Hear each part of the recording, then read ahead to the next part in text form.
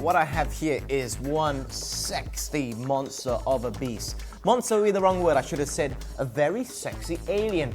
Alienware, and I have to say I'm really impressed. It's a brand new device, it's just dubbed Alienware 17, and it is monstrous. You combine that with its graphics card, you combine that with the fact it's using the latest 4th generation Intel Haswell processor, and you are talking something that not only looks good, but also performs in ways which are absolutely astounding, be it for video encoding, be it for surfing the internet and having multiple tabs open at the same time, or using it for what it's really meant for, which is gaming.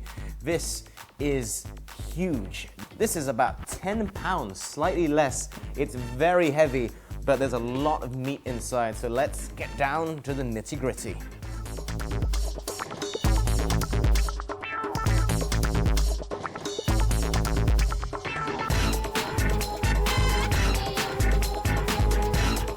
Being an Alienware gaming laptop, you have to have all of the ports there. As you can see, we've got some Ethernet cable there, we've got the USB 3.0 there. This is Blu-ray loading dock right there, and then flip it to the other side again. It's more USB ports, HDMI in and out is combined into one, and of course we've got the usual microphone, etc., and headphones mini port out as well. Firstly, you see all the lights around it, and of course, as we've previously seen with Alienware, you can customize how the lights are depending on what you want. This screen is 17.3 inches as well.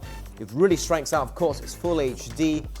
If you're reading something in the internet, if you're going to be gaming, if you're going to be watching videos, no matter what you put on, it can definitely withstand whatever you want there, because it's that nice. The screen is fantastic. So what about the sound? Well, if it ain't broke, don't fix it. Still going on to the Klipschkit speakers, and it works really well. If I was to start playing music, if I was to start watching a movie on this, it could definitely be picked up by everybody around me as we speak.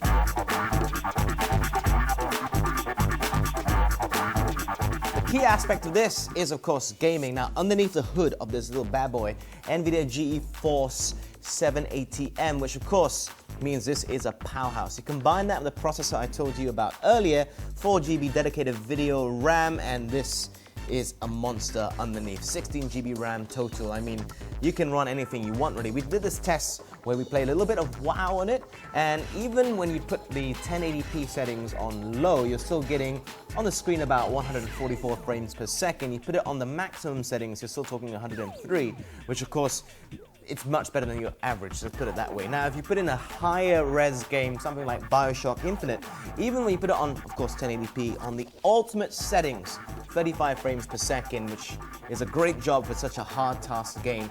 Even at 1080p low settings, you're getting 106 frames per second.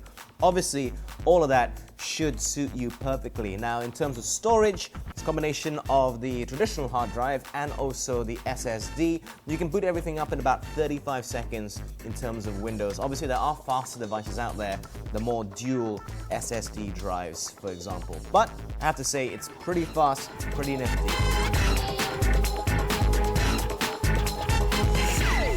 So what I think about this in closing, I think it's absolutely fantastic. This very sexy redesigned chassis makes it really stand out. You combine that with those really cool lighting effects that you can get on it, customizable by you, of course.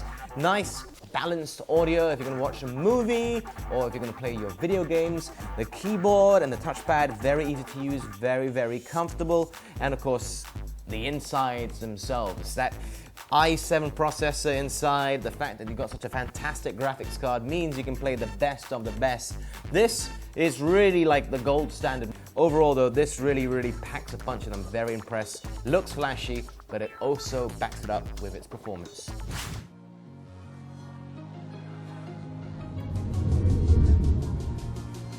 We've realized that connecting things together is relatively easy, but knowing when they should play a part in your life without pulling out your phone is a lot harder. NinjaBlox launched an IoT platform right here on Kickstarter in February 2012. We delivered hundreds of NinjaBlocks to backers and have shipped thousands since.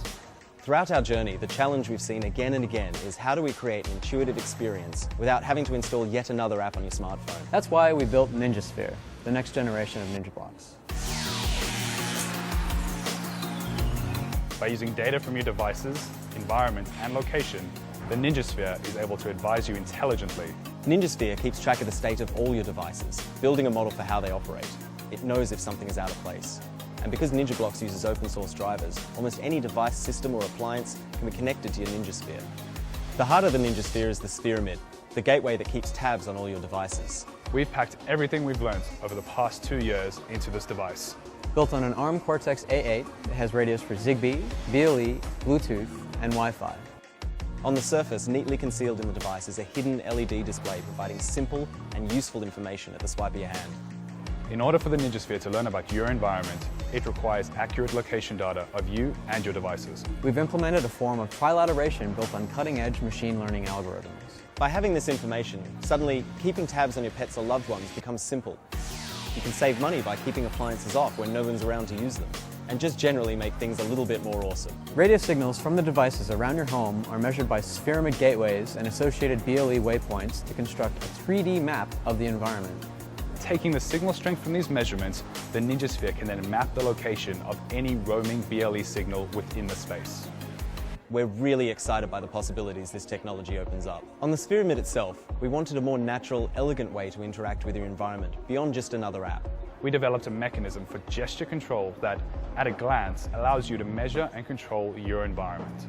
Energy use, weather, or even the state of your plants, you can easily page through this information and control your home with a swipe of your hand.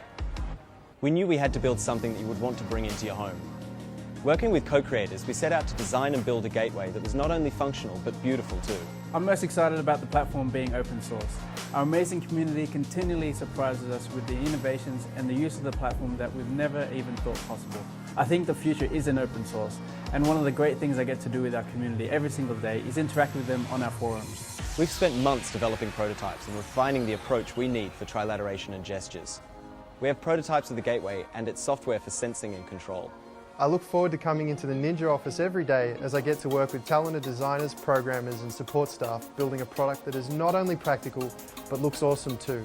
We're excited. We've seen the possibilities of this technology and need the support of the Kickstarter community to develop it further. We need a large group of beta testers to help mature our trilateration and gesture algorithms. We need to increase the resolution of our LED matrix, build in the tracking camera for the gateway, tooling for the gateways and waypoints, and to order the first scale run of boards. We believe the future of connected devices must be open and based on standards. For that reason, we want to open source our entire IoT platform. If we're able to reach our goal, we'll have the support to begin open sourcing everything.